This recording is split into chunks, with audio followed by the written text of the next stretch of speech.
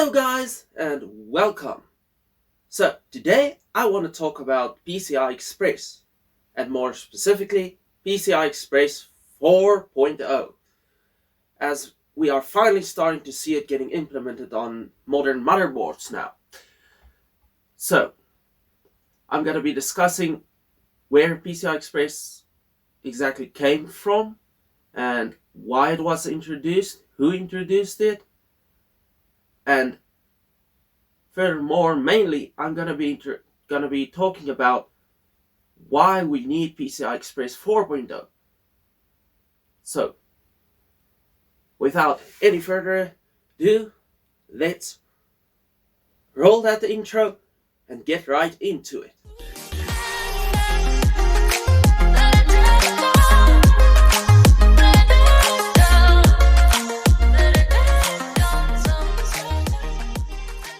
Hey, so guys, before I forget to tell you all, please, if you do like this video, hit that like button below and remember to subscribe to this channel for more content like this.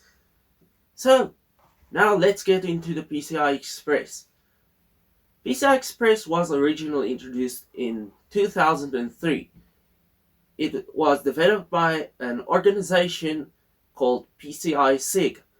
This is the same organization that originally developed PCI and are still maintaining PCI Express and developing it till this day. Now, furthermore, what are the uses of PCI Express exactly?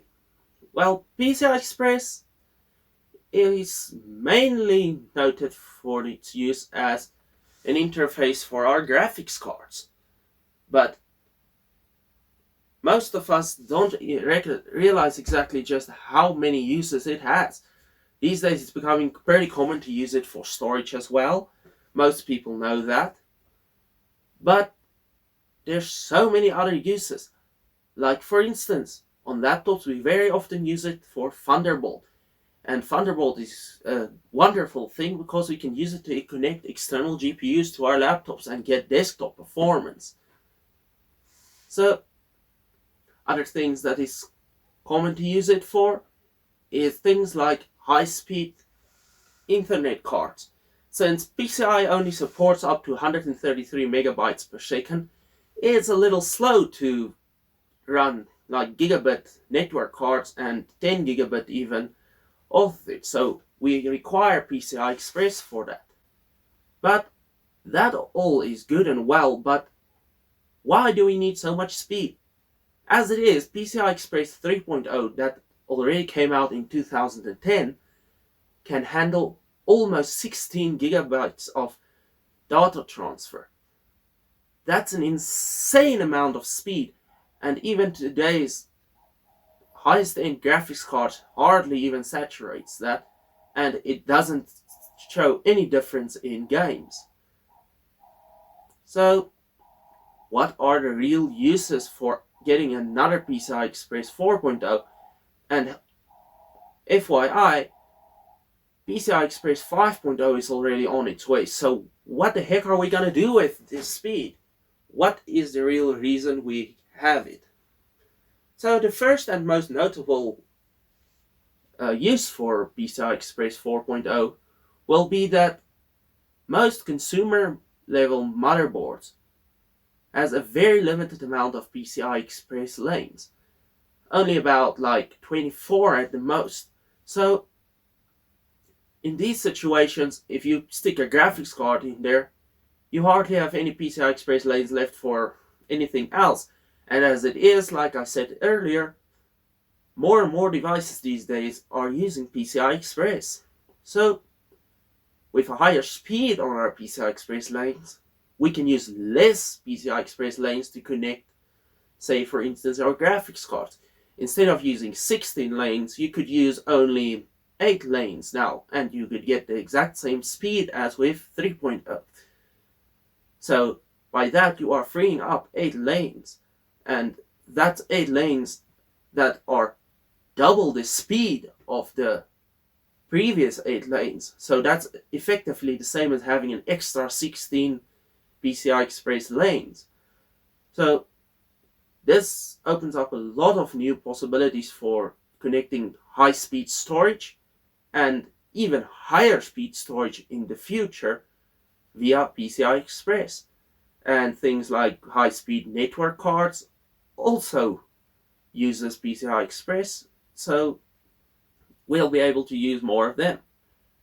PCI has had a very hard struggle against PCI Express, and up until a couple of years ago we could still find it on normal consumer motherboards, like low-end motherboards. But nowadays it's impossible to find a modern motherboard that has still got PCI on it. We've gone completely over to PCI Express, so if you want to add anything into your computer, you're gonna have to use PCI Express.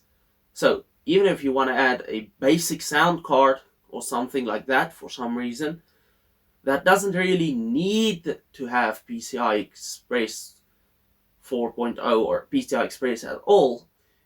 You're still going to have to use a PCI Express lane, and that's gonna saturate that. So overall, the higher speed is at this point in time mainly to assist us with having a very small amount of lanes running off of our CPU, yet having the ability to connect a lot of devices because of the sheer speed of a single lane. Other things about PCI Express 4.0 that makes it better is mainly things like with external GPU enclosure for laptops. As it is, we can only push a limited amount of speed through a limited amount of PCI Express lanes through a Thunderbolt connector. But if we increase that speed of those lanes, we can run a graphics card, desktop grade graphics card, perhaps we can run it at like full speed.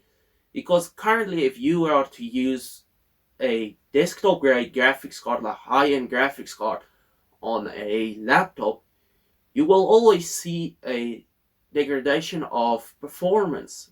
Even if it's just a little bit, you will lose performance, noticeable amount of performance with PCI Express 3.0.